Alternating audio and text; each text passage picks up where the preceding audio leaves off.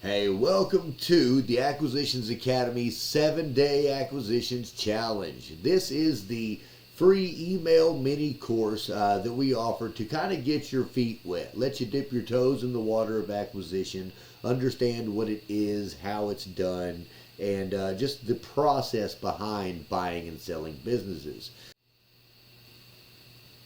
You know, some of the common things that we hear when we're talking to clients about learning to um, purchase businesses or acquire cash flowing assets, they say, oh, well, I don't have the connections, I don't have the finances, I don't have the, the resources, the education, and whatnot. Well, some of that we're going to go over. A lot of those things can be overcome very easily. A lot of them you're going to be able to overcome and you didn't even know that you had the tools already in your arsenal. One of those is going to be your network. Everyone says, well, I don't really have friends, fans, or family that have money, that have wealth or resources, in abundance. And I'll say, well, who do you know, and do you know who they know? First of all, you've got to talk to a few people when you're out there beating the bush about what it is you're trying to do. And I always say, let's access that personal network first, right?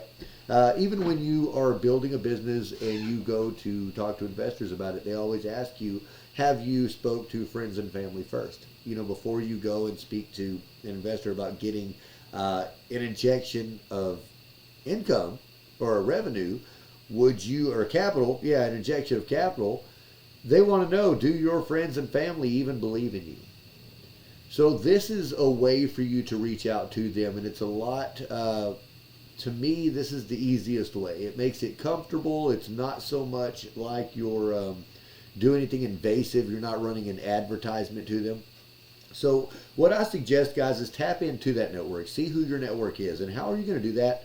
Well, first of all, create a spreadsheet or a database. I just used Google Sheets to create mine originally.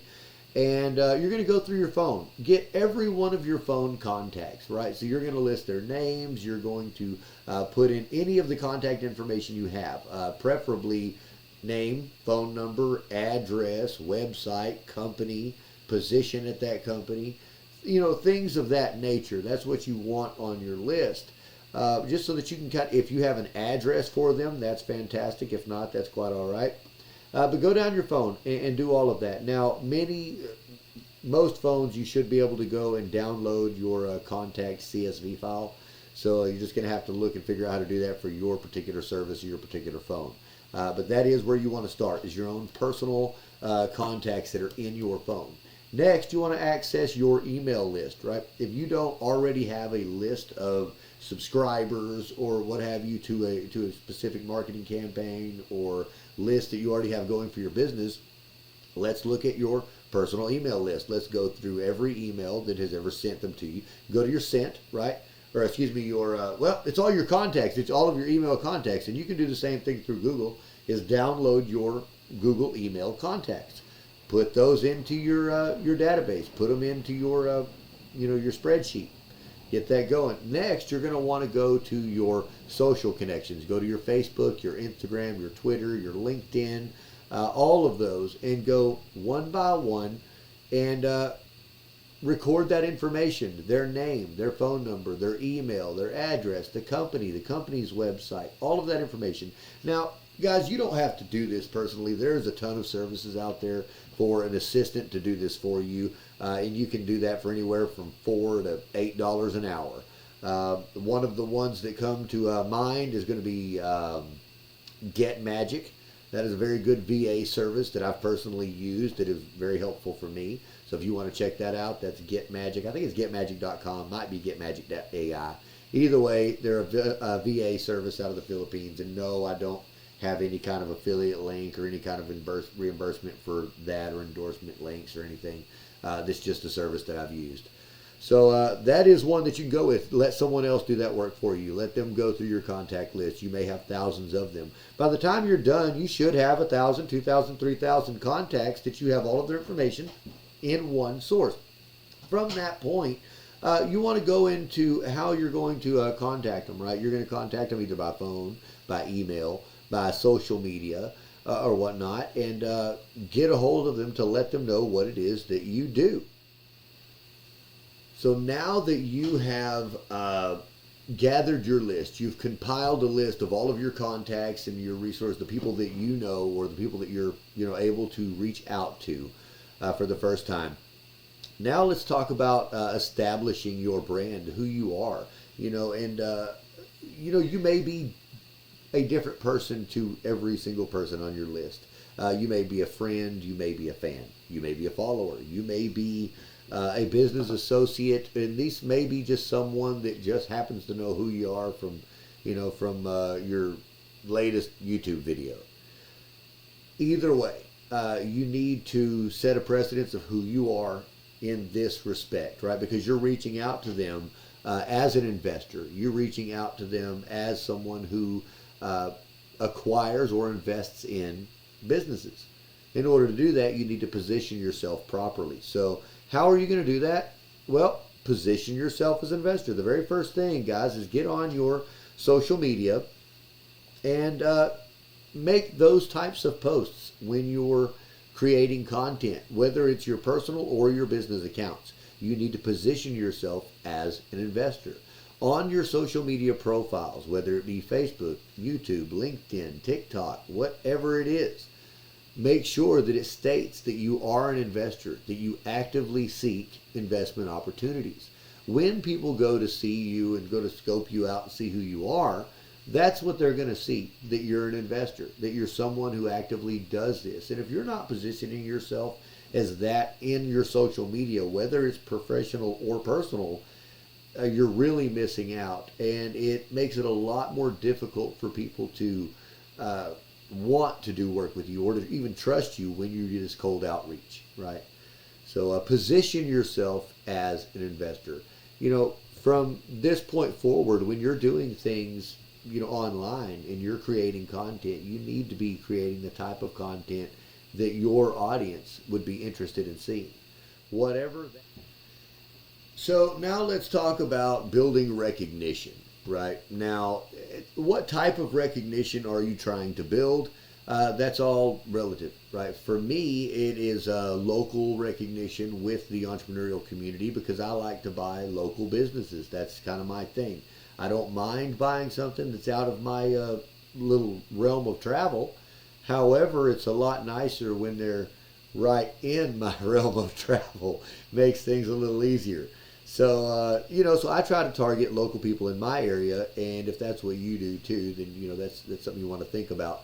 Now, how do I gain recognition? How does that happen? Well, I create industry-related content to whatever type of industry that I'm currently looking at, inspecting, thinking about purchasing or acquiring, or whatever. It may not be the main industry that I follow. It may be a subsidiary industry that complements it, right? You just never know exactly where we're going with that. But create that type of content to reach that audience.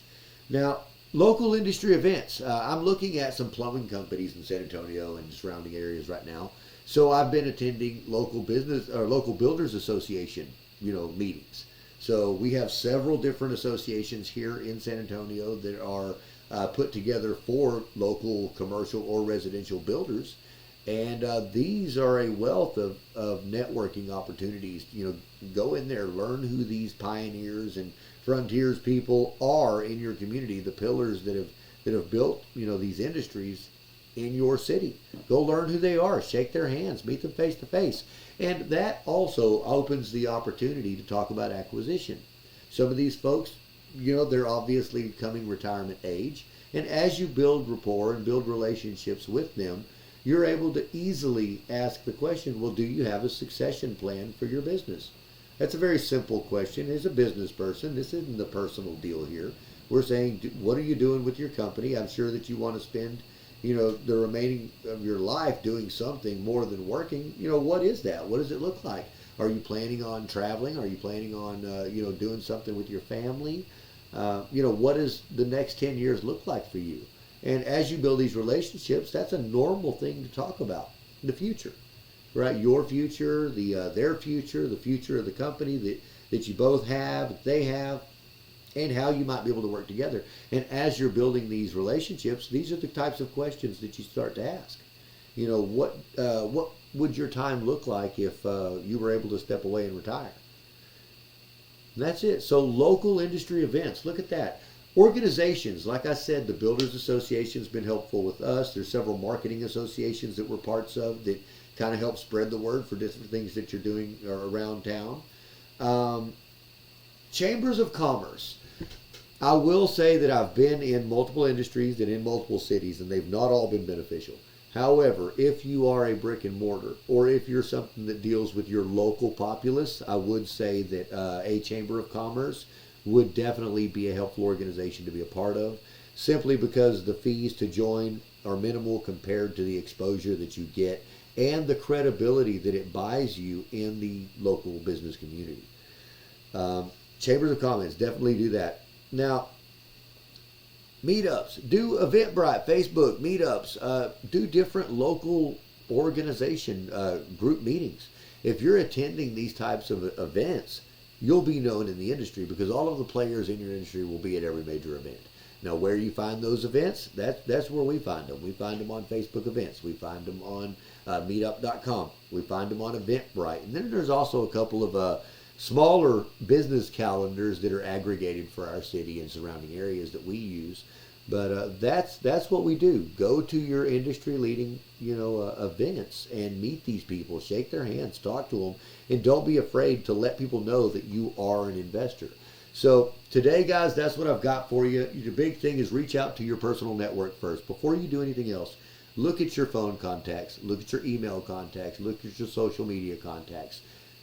Get ready, compile them into a list, position yourself in everything that you're putting out as far as content as an investor and active in your industry, and get ready for day two's lesson.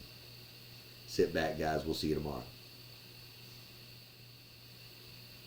Hey, if you've gotten value from this video and you would like to continue to support what we are doing here, please hit the subscribe button or the share button on our posts and videos.